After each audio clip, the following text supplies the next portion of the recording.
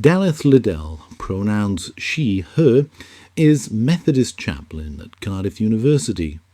In 2022, she tweeted in praise of the inspiring speech from Huw Edwards at the Cardiff University graduation ceremony. Cracking speech from Huw Edwards for Cardiff University graduation, inspiring the class of 2021 to be people of integrity and truth, with respect for others. It is good that Delyth Liddell values integrity and truth. However, the Reverend Liddell has also been campaigning for a ban on trans conversion therapy, a campaign that seems to have attracted the support of the Methodist and Anglican churches. This is also a campaign that has been pushed hard by the Welsh Government. But there is difficulty in making trans conversion therapy illegal because there are many different ways into being trans. Hence, there's not a clear understanding of what is meant by trans conversion therapy. Perhaps the most famous of the Cardiff University trans alumni is former Conservative MP for Bridgend and Porthcawl, Jamie, now Katie Wallis, who completed a PhD in 2014. The paper submitted for his doctorate was titled Evidence of Panspermia from Astronomy to Meteorites. The paper discussed evidence for the hypothesis that life on Earth originated in outer space. The paper was dedicated to his wife Rebecca and his daughter. Wallis was elected to Parliament in 2019.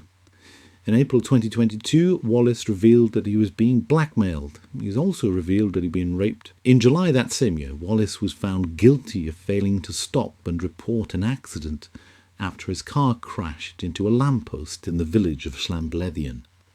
The BBC reported. Residents Adrian Watson and Natalie Webb were at a birthday party when they heard a very loud bang, significantly louder than a domestic firework, on the street at about 1 a.m. Mr. Watson said he looked inside the car and saw a white male wearing a white long-sleeved top, which was tight to the body, a black leather PVC miniskirt, tights, dark shoes, with a high heel and a pearl necklace. Sergeant Gareth Handy told the court that he forced entry into the Wallis' family home address, which was described as a mansion and absolutely colossal, out of concern for the MP. The police officer eventually found Wallis in one of the rooms and said he saw Jamie had makeup on his face. Police also found a blonde wig on a table in Wallis' flat, which was part of the property, the court heard. PC Louis Hall found Wallis asleep and said he appeared to be wearing makeup. His eyelids were dark, his lips were red, his cheeks were bronzed, and he had red nail polish on his toes. The black leather skirt and pearl necklace were found next to the bed and was seized by police. In May 2025, Wallis was in court again, charged with harassing his ex-wife. Wallis is evidently experiencing mental anguish, and we can feel sympathy for him. At the same time, it is obvious that Wallis's path into gender dysphoria has an erotic element. It is not the same path as that of Sean Donovan, a young trans-identified female from Caerphilly, who is pushing for a gender identity clinic for children to be established in Wales. In her reasons for speaking out on sex and gender, J.K. Rowling wrote, "Most people aren't aware. I certainly wasn't, until I started researching this issue properly, that 10 years ago the majority of people wanting to transition to the opposite sex were male. That ratio has now reversed. The UK has experienced a 4,400% increase in girls being referred for transitioning treatment. Autistic girls are hugely overrepresented in their numbers. The same phenomenon has been seen in the United States. In 2018, American physician and researcher Lisa Littman set out to explore it. In an interview, she said, "Parents online were describing a very unusual pattern of transgender identification where multiple friends, and even entire friend groups became transgender identified at the same time. I would have been remiss had I not considered social contagion and peer influences as potential factors. Littman mentioned Tumblr, Reddit, Instagram, and YouTube as contributing factors to rapid onset gender dysphoria, where she believes that in the realm of transgender identification, youth have created particularly insular echo chambers. Her paper caused a furore. She was accused of bias and of spreading misinformation about transgender people, subjected to a tsunami of abuse and a concerted campaign to discredit both her and her work. The journal took the paper offline and re-reviewed it before publishing it. However, her career took a similar hit to that suffered by Maya Forstater. Lisa Littman had dared challenge one of the central tenets of trans activism, which is that a person's gender identity is innate, like sexual orientation. Nobody, the activists insisted, could ever be persuaded into being trans. Rowling is arguing her position on the basis of universal reason, or the logos. For Rowling, truth is sacred. Our gods represent that which we value, and Christians acknowledge the worth of Christ, the universal reason. For Christianity, truth is sacred, identity is not. The followers of postmodern philosophy, in rejecting the logos, have inverted that value system. For the followers of this new religion, identity is sacred and truth is not. So if you value truth of our identity, you welcome dialogue. But if you value identity over truth, you denigrate anyone who threatens it. In 2024, Claire Thurlow from Cardiff University School of Law and Politics published her PhD thesis titled "It's Just Common Sense, a Critical Exploration of Contemporary Trans-exclusionary Feminism." The thesis is highly critical of the gender-critical movement in the UK. In the methodology section of her paper, Thurlow describes the nature of reality. On questions of the nature of reality, my starting point presupposes that there is no permanent ahistorical matrix or framework to which we can ultimately appeal in determining the nature of rationality, knowledge, truth, reality, goodness, or rightness. My approach, therefore, rejects appeals to a basic ground or foundation of knowledge. Instead, my starting position presupposes that reality is socially constructed. Consequently, reality is locally and specifically constructed and co-constructed through, for example, social, political, cultural, economic, ethnic, and gender factors, as well as discourse. This aligns with a wide range of anti-foundational literature. For example, Derrida 1976, Michel Foucault 1980. The approach I take to the processes of meaning and knowledge making follows from my approach to the nature of reality, that is, that there is no recourse to a stable foundation of truth and reality for the purposes of meaning and knowledge making. From this position, I am interested in interrogating, essentializing, and totalizing concepts that do appeal to a stable foundation of truth and reality, and how, in doing so, they perpetuate dominant power relations. My approach to this task is broadly deconstructionist. To take a deconstructionist approach is to be concerned with critically and closely examining and dismantling discourse. In doing so, binary oppositions and conventional boundaries can be broken down and marginalized meanings unearthed.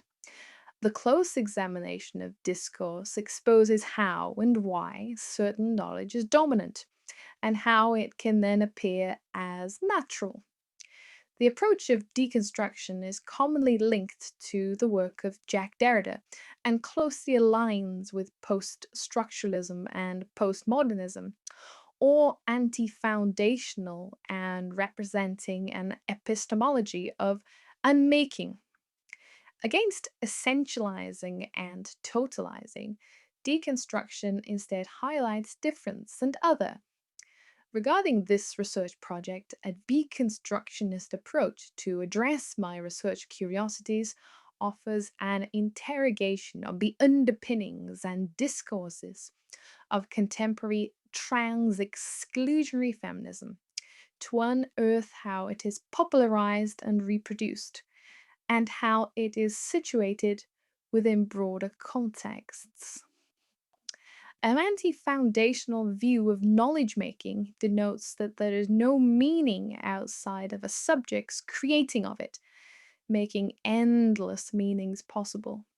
Importantly, noting that something is without foundation does not make it any less real than the stable, external, ahistoric, acultural reality of a foundational position.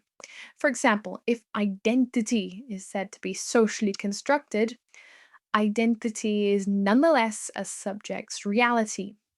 One might say that scholars relying on foundationalist theories see the same real thing as anti foundationalists, but both have vastly different views of how that real comes to be. This matters and has effects at all levels across the personal political spectrum. As discussed in the introduction, this research is ultimately motivated by social justice concerns. Prioritizing this leads me to also take a pragmatic view. Pragmatism dictates a focus on problem solving. Understanding is the means, but change is the aim. Applying this to the thesis, I am concerned with responding to and countering regressive moves which harm anyone failing cis heteronormativity. Thurlow has a whole chapter dedicated to J.K. Rowling, titled Trans-Antagonistic Architecture and the Example of J.K. Rowling. My notes from the High Street. Walking along the High Street, I passed the framing shop. I'd never been inside. It's one of those shops you do not notice until Google alerts you to it when you need its services. Except lately, I notice this shop every time I walk by. Front and center of the window display is a large, framed poster. Woman, noun, adult human female. Black background, white writing, familiar to anyone au fait with trans-exclusionary activism, a phrase popularized by gender-critical groups.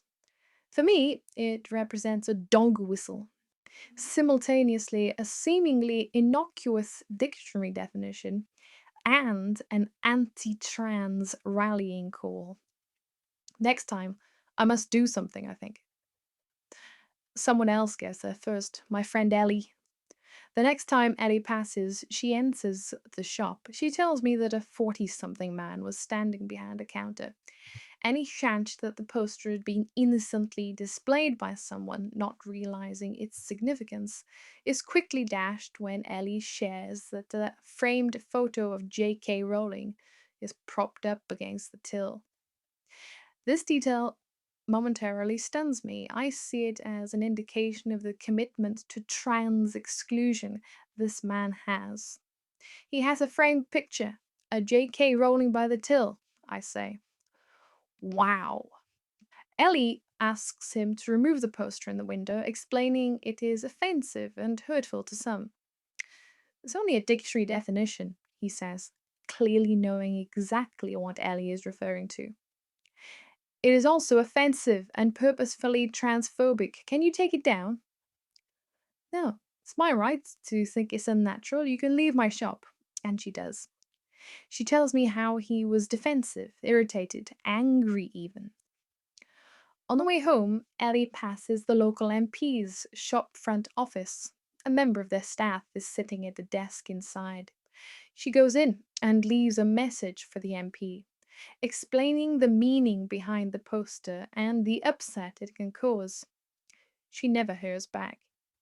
However, whether due to the actions of the MP or the fact that the shop has been receiving internet reviews highlighting its transphobia, I notice the poster soon disappears.